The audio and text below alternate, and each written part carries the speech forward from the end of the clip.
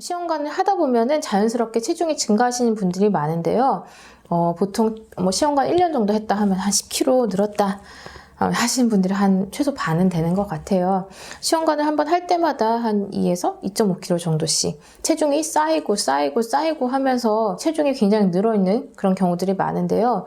시험관을 할 때 체중이 증가하는 원인들은 물론 호르몬 사용을 하면은 이제 복부가 많이 빵빵하고 이렇게 몸이 붓는 경향이 생기게 되는데요. 근데 사실 그거 외에도 보양식을 과다하게 섭취하신 분들이 진짜 많아요. 이 보양식이 역시 살이 찌게 하는 원인이 될 수가 있고요. 맨날 과거에는 영양이 부족해서 그것 때문에 임신이 안 되시는 분들한테 보양식을 처방을 하기도 했었지만은 지금은 사실 영양의 과잉의 시대이기 때문에 영양이 부족해서 임신이 안 되는 분들은 없거든요. 그래서 임신 준비할 때 사실 보양식을 많이 드시면 안 돼요. 그리고 시험관을 하면서 혹시라도 내가 지금 주사 맞는데 난자 크고 있는데 이식을 하고 났을 때 운동을 했다가 혹시 큰일 날까봐 운동량을 굉장히 많이 줄이는 경향이 있습니다. 그래서 이 세 가지가 복합적으로 작용을 해서 시험관 시에 체중이 증가하게 되는데 시험관을 할 때는 다이어트를 10kg씩 이렇게 막 과격하게 빼는 다이어트는 말고 이전 차수에서 증가한 체중만큼은 다음 차수가 들어가기 전에 쉽게 빠지거든요. 2kg 정도는 부종이 많기 때문에 그 다음 차수가 들어가기 전에는 조금 빼고 다시 몸을 만들어서 가는 식으로 시험관 할 때 체중이 많이 늘지 않도록 좀 주의해서 가야 됩니다. 그렇게 해야 되는 이유는 뭐냐면은 급격한 체중 증가가 있을 경우에는 첫 번째, 이렇게 빨리 찐 사람들은 그 체지방으로 증가를 많이 하게 되거든요. 근데 체지방량이 증가하게 되면은 대부분 인슐린 저항성이 생깁니다. 근데 인슐린이 또한 역시 우리 몸의 세포의 질에 관여하는 그런 요소거든요. 그래서 이 인슐린이 몸에서 잘 쓰이지 못하는 인슐린 저항성이 생기게 되면은 난자 세포의 질이 현격하게 떨어질 수밖에 없습니다. 그래서 난자질을 좋게 하려고 살을 찌웠는데 오히려 그것 때문에 난자의 질이 떨어질 수 있기 때문에 체중이 계속 증가하지 않도록은 반드시 조심해 주셔야 됩니다. 그렇다면 굶는 다이어트도 괜찮을까요? 아니에요. 자, 왜 급격한 다이어트 10kg씩 빼고 굶고 하면 안 되냐면요. 첫 번째, 자궁과 난소의 혈류가 많이 약화될 수밖에 없어요. 내가 먹은 걸 통해서 내막을 만들어낼 수가 있는데 내가 먹는 것이 아주 많이 줄어들어 버리면은 내막이 얇아질 수밖에 없고요. 실제로 다이어트 해보신 분들은 느끼셨을 거예요. 조금 먹는 게 많이 부실했던 달에는 생량이 줄어듭니다. 그리고 자궁과 난소의 혈류가 약화되면은 난소로 갈 수 있는 혈류가 약해지기 때문에 난소의 기능이 저하되는 경우도 많이 있습니다. 실제로 과격한 다이어트를 많이 하신 분들이 난소의 기능이 저하된 상태로 발견되는 경우도 진짜 많거든요. 그리고 아까 말씀드린 것처럼 난소로, 내막으로, 자궁으로 갈 수 있는 혈류가 낮아지면은 내막이 얇아질 가능성이 아주 증가하게 됩니다. 굶으시면 절대 안 됩니다. 제가 얘기하는 한 주기당 2-3kg 정도가 빠지는 혹은 원래 체중으로 빠지게 되는 그런 다이어트는 하루에 3끼를 잘 드셔주시면서 하는 다이어트를 말씀드리는 거고요. 하루에 3끼를 드시되 완벽한 공복 시간을 반드시 줘서 인슐린 감수성을 높여주시는 게 좋고요. 예를 들면은 아침 8시부터 저녁 6시까지 아침, 점심, 저녁에 식사 시간을 정해놓고 드시는 거예요. 그러면 3끼는 다 드시지만은 6시 이후부터 다음날 8시까지 한 14시간 정도는 공복 시간을 만들 수가 있거든요. 그렇게 완벽하게 공복 시간을 만들어 줬을 때 몸에서 인슐린 감수성이 좀 더 높아질 수가 있습니다. 그리고 수면 4시간 전까지 모든 식사를 완료해 주시고요. 4시간 동안에 웬만한 그 음식 드신 것들 다 소화시켜서 비교적 위장이 편안하고 쉴 수 있는 상태로 수면에 들어갈 수 있도록 해주셔야 되고요. 예를 들어서 내가 한 11시 정도에 잔다 라고 하면은 음식을 먹는 걸 7시 이전에 맞춰주시는 거예요. 어렵지 않죠? 그리고 이런 페이스로 해서 운동을 병행해서 1개월에 2-3kg 정도를 목표로 가지고 가시면 됩니다. 이제 많이 고민을 해보았는데 일단 가장 중요한 건 사실 운동이죠. 유산소 운동이랑 무산소 운동이 거의 1대1 정도의 비율로 진행이 되는 것이 가장 좋고요. 그러면 어떤 운동을 할까요? 뭘 하는 게 좋을까요? 라고 많이 여쭤보시는데 좋은 운동은 사실 굉장히 많아요. 그런데 내가 재밌게 오래 할 수 있는 운동이 가장 좋거든요. 왜냐하면 정말 작심삼일이라고 한 3일 정도 하시고 나 많이 했어 이제 힘들어하고 그만두시는 경우가 굉장히 많아서 꾸준히 최소 3달 이상 하실 수 있는 운동을 선택을 하시는 게 좋고 좋고, 만약에 평소에 운동을 거의 안 하신 분들 같은 경우에는 요가나 필라테스를 가장 먼저 말씀을 드리기는 해요. 이제 그 이유는 골반각 내에 자궁 순환이 제대로 이루어지는 데 있어서 요가나 필라테스의 동작이 굉장히 많이 도움이 되고, 평소에 쓰지 않는 세밀한 근육들까지 쓸 수 있는 데 도움이 되는 동작들이 많이 이제 들어가 있거든요. 그래서 이제 요가나 필라테스를 통해서 이제 골반각 내의 순환을 촉진을 시킬 수 있다. 이제 이 부분에 대해 말씀드리고, 또 하나 플랭크 동작이나 스쿼트 동작을 통해서 근력 자체를 키워주는 것도 굉장히 중요해요. 이제 몸에서 버틸 수 있는 힘을 키워주는 것도 중요하고 근력 자체를 올려주는 것도 중요할 뿐만 아니라 이 과정 중에 손상되는 이제 근육 세포들, 그리고 이 근육 세포들을 유지 보수하려는 과정 중에 나오는 성장 호르몬이 난소의 기능을 강화하는 데 있어서 굉장히 중요한 역할을 하기 때문이고요. 그리고 배드민턴, 테니스, 전신 유산소 운동, 그래서 이런 세 장르의 운동들을 골고루 섞어서 하는 게 난자질을 높이는 데 있어서 굉장히 이제 도움이 많이 되고요. 성장 호르몬에 대해서 말씀드릴게요. 바로 앞장에서 이제 근력 강화 관련했을 때 성장 호르몬에 대해 잠깐 언급을 드렸을 거예요. 이제 운동으로 인해서 근육이 손상이 되었을 때 이 부분을 치유하는 데 있어서 성장 호르몬이 굉장히 큰 역할을 하고, 그래서 치유 호르몬이라고 이제 별칭으로 불리기도 하고요. 이 세포들이 상처를 입었을 때 그것을 보수하고 유지시켜주는 역할을 하기 때문에 보수 유지 호르몬이라고 불리기도 해요. 그리고 또 하나, 이제 성장 호르몬이 우리 몸에서 많이 분비가 되었을 때는 우리가 보통 키 크는 호르몬이라고 많이 알고 있지만, 그것과 별도로 난소 기능을 강화시키고 난자질을 향상을 하는 데에도 도움이 많이 되는 호르몬이라 실제로 시험관 과정 중에서 성장 호르몬 요법을 시행을 하는 경우도 점점 늘어나고 있습니다. 그렇다면 외부에서 주입을 하는 것보다는 이 운동이라는 과정을 통해서 우리 몸에서 자연적으로 성장 호르몬이 분비가 될 수 있는 환경을 조성하는 게 훨씬 더 시험관에 유리한 환경이 되겠죠? 그럼 우리가 하면 안 되는 운동이 있나요? 라고 물어보신다고 하면, 심장에 부담이 가는 운동은 전체적으로 하지 않는 것을 저는 권해드려요. 그래서 심박수가 갑자기 너무 빨라지거나 땀을 지나치게 흘리는 환경에서 하는 거. 예를 들면 날씨가 굉장히 더운데 바깥에서 계속 뛴다던가 20분 이상씩 뛴다던가 땀을 뻘뻘 흘리면서 헥헥거리면서 이렇게 하는 운동은 좋지 않아요. 그래서 우리가 보통 다이어트라는 이미지를 떠올릴 때 굉장히 뜨거운 햇빛 아래에서 땀을 주룩주룩 흘리면서 열심히 뛰는 이런 이미지를 상상하게 되는데, 난소기능 저하 여성분들한테 제가 소개해드린 운동은 그런 다이어트를 위한, 땀 흘리기 위한 운동은 아닙니다. 그래서 이런 운동들은 피하시는 것이 좋고요. 또 같은 내용이지만 어지럽거나 시야가 뿌얘질 정도의 강한 운동은 금물입니다. 어지럽다거나 시야가 뿌얘진다는 건 일단 내 몸에서 부담을 느낀다는 얘기예요. 그래서 심박수가 운동을 하다 보면 약간은 올라가는 게 맞거든요. 그래서 약간 몸이 뜨뜻해진다, 이 정도의 느낌은 정상이나 예를 들어서 1.8배 이상 막 올라간다든지 2배 이상 올라간다든지 이런 것들은 정말 문제가 될 수 있는 부분이고, 그렇게까지가 아니다라고 하더라도 운동을 했는데 어지럽다거나 두통이 심하다거나 눈앞이 갑자기 캄캄해진다거나 이런 경우에는 본인한테 맞지 않는다는 이야기이기 때문에 몸의 신호를 무시하지 않고 운동하시기를 바랍니다. 요가 중에서 추천을 드린다고 하면 비크람이나 아시탄가 빈야사 요가보다는 하타 요가를 추천을 드리는데요. 일단 비크람 요가는 우리 쉽게 얘기하는 한 요가예요. 그래서 고온 다습한 환경에서 38도에 60% 이상의 습도에서 이제 하는 운동인데, 살을 뺄 때 사실 많이 하시긴 하거든요. 땀을 많이 뺄 수 있고 노폐물도 같이 빠진다, 이런 의미로 이제 비크람 요가 하시는 경우 많지만, 난소기능 저하인 경우 굳이 이런 격한 운동은 추천드리지 않습니다. 아시탄가나 빈야사 요가도 좀 더 근력을 강화시키는 그런 요가라고 제가 알고 있어요. 그래서 좀 더 많은 힘과 근력을 필요로 하기 때문에 이런 운동보다는 이제 하타 요가. 하타 요가의 가장 중요한 부분은 뭐냐면 호흡이에요. 네.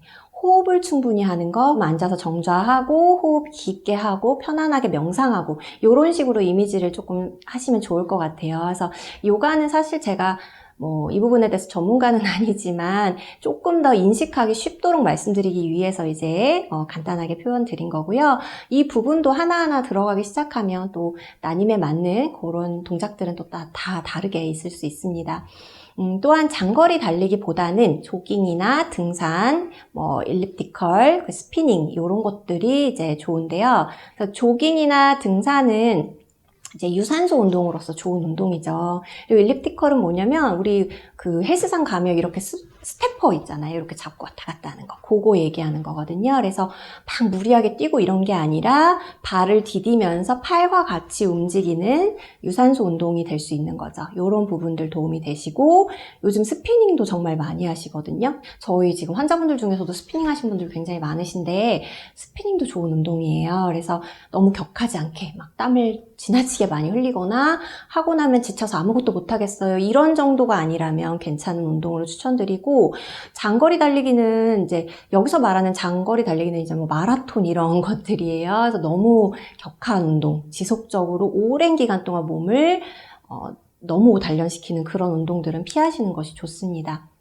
그러면 시험관 시술 준비 중에 집에서 할 수 있는 요가 동작에 대해서 말씀드리도록 하겠습니다. 첫 번째 동작은 갈란드 동작이에요. 갈란드 동작은 골반 바닥과 복부 코어를 강화할 수 있는 동작이에요. 그래서 저 상태로 앉아있는 게 아니고 이렇게 손을 합장을 해서 앞에 놓고 저렇게 앉은 다음에 일어나기까지 그게 이제 갈란드 동작이고요. 골반 순환과 혈류 증가에 도움이 됩니다. 그리고 이 동작을 할 때 물론 이제 앞으로의 동작도 마찬가지긴 한데 골반 쪽을 충분히 늘려준다는 느낌이 굉장히 중요해요. 양 발을 어깨 넓이만큼 벌리고 이제 외측으로 향해서 허리를 곧게 펴고 엉덩이를 최대한 내린다. 요게 이제 간단하게 설명을 드린 건데 허리 펴는 것도 굉장히 중요하고요. 그리고 이게 이제 무릎에 조금 부담이 가는 경우에는 주의하셔야 하는 게 맞고요. 초반에는 완전히 이완시키는 게 조금 어렵다면 조금 덜 하더라도 허리 펴고 천천히 내려왔다 올라갔다 하는 요거를 시도해 보시면 좋을 것 같아요. 그리고 이제 두 번째는 브릿지 동작입니다. 요거는 이제 한 번쯤은 다 해보지 않으셨을까 싶긴 한데요. 근육의 긴장을 완화하고 스트레스와 불안을 줄여주는 동작이라고 알려져 있습니다. 실제로 우리가 누워서 발을 디디고 팔을 저렇게 땅에 충분히 놓고 이제 허리와 골반강을 들어 올렸다 내렸다 하는 동작인데요. 이 동작을 하면서 흉골부터 천천히 늘려주는 것도 굉장히 중요하고요. 호흡이 제일 중요합니다. 그래서 충분히 내쉬었다가 들이쉬었다가 하는 그 깊은 호흡을 지키는 것만으로도 우리가 이 난소기능 개선을 위해서 시험관하기 준비를 위해서 하는 요가의 목적을 어느 정도는 달성한다고 보셔도 될 것 같아요. 세 번째는 활자세인데요. 되게 어려워 보이죠? 그래서 손이 발목까지 잡혀야 되는데 이게 이제 너무 난 못해요 막 이렇게 하신 경우에는 그 엘라스틱 밴드 있어요. 요가나 필라테스 할 때 쓰는 말 그대로 이제 탄성력이 있는 밴드거든요. 다리에 걸고 그거를 잡고 이제 활 모양으로 몸을 이제 제껴주시는 그런 동작을 해보시는 것도 좋아요. 그래서 처음부터 이렇게 하기 어려우면 기다란 수건을 걸거나 엘라스틱 밴드를 걸어서 안전한 상태에서 하시면 좋아요. 요거는 이제 요 활자세는 생식기관도 자극이 되고요. 위치를 보시면 그렇겠죠? 치골 쪽이 많이 자극이 돼요. 그리고 생리 흐름을 조절하는 데 도움이 돼서 실제로 생리통이 심한 분들한테 좋은 동작인데 생리 중에 이걸 하시면 안 돼요. 생리 중에는 이런 격한 운동은 하지 마시고 생리 시작하기 전에 몸이 점차 이제 경직이 되고 아랫배가 빵빵해지면서 몸이 굳어갈 때 이제 그때 이렇게 해서 풀어주시는 게 도움이 됩니다. 골반 순환을 돕고 복부 기관의 긴장을 완화할 수 있는 굉장히 이제 복부 쪽을 많이 이완하는 동작이라고 보시면 될 것 같아요. 그리고 발목을 잡기가 어렵다면 아까 말씀드린 대로 한쪽 다리만 잡거나 요가 스트랩, 엘라스틱 밴드 이런 것들을 사용하는 것도 추천드립니다. 그 다음에 이제 정뇌호흡인데요. 요건 우리가 요가라는 이미지를 딱 떠올렸을 때 제일 많이 생각하는 이미지가 딱 이렇게 가부좌하고 앉아서 호흡하는 장면이잖아요. 그거하고 정확하게 일치하는 호흡법이에요. 그래서 체중 관리나 혈당 수치, 스트레스를 낮추는 데도 도움이 되고 복부 근육을 사용해서 호흡하는 것. 이 호흡에서 중요한 건 몸 전체를 사용하는 느낌. 특히 복부를 사용해서 깊게 들이마셨다가 밖으로 완전히 배출해내는, 되도록이면 코로 이제 들이마시는 게 좋고요. 입으로 말고 코로 충분히 들이마신 다음에 이제 입으로 완전히 뱉어내는, 복부가 움직임을 느끼면서 하는 게 가장 좋고, 이제 갈비뼈는 최대한 닫히면서 끝까지 뱉어낼 수 있도록 하는 게 좋으세요. 그래서 특히 이건 이제 공복에 할 경우에 효과가 좋아요. 아무래도 이제 배에 먹을 것이 이제 가득 차 있으면 호흡하기 굉장히 곤란하고, 우리 숨쉬기 힘들 정도로 먹는다는 말 하잖아요.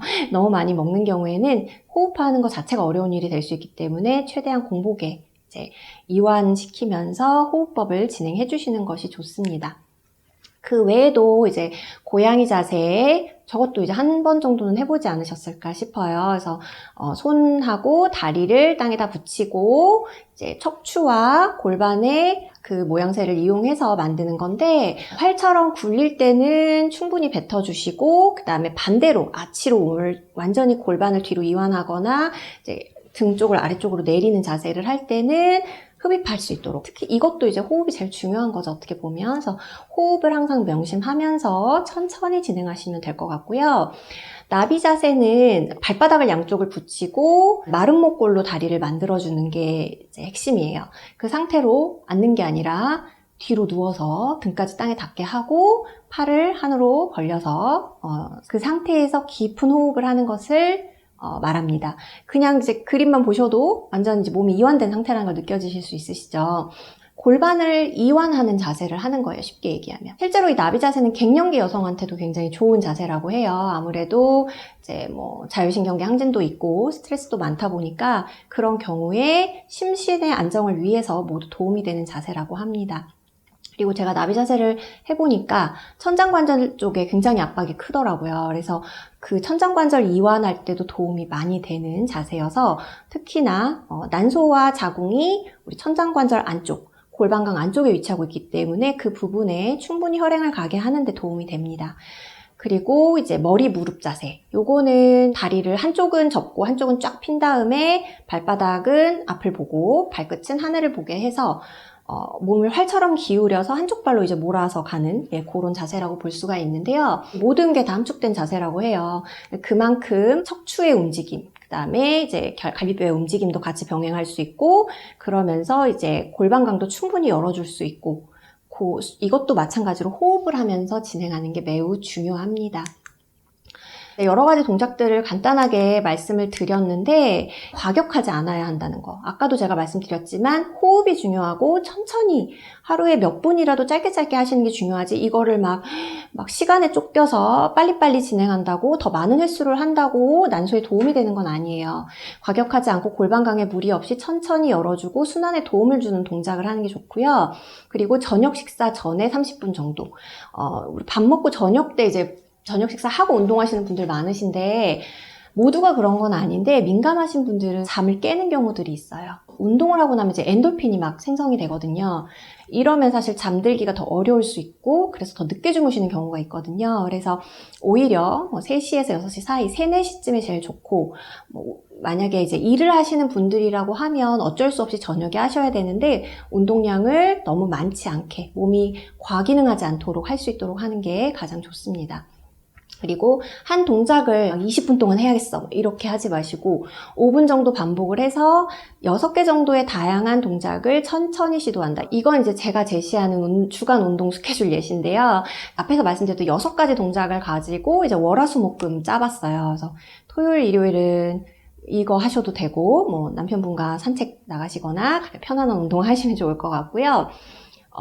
이걸 제가 짰을 때 기준은 뭐였냐면 초반에는 거의 손과 발이 바닥에 붙어있는 거예요. 그러니까 좀 더 안정적인 자세, 브릿지도 그렇고 고양이 자세도 그렇고 이런 것들은 조금 더 안정적인 자세로 시작을 하는 거죠. 그러니까 몸에 크게 갑작스러운 무리 없이 자 이제 내가 운동을 시작한다라고 이제 뇌에다 신호를 보내는 정도라고 보시면 될 것 같아요.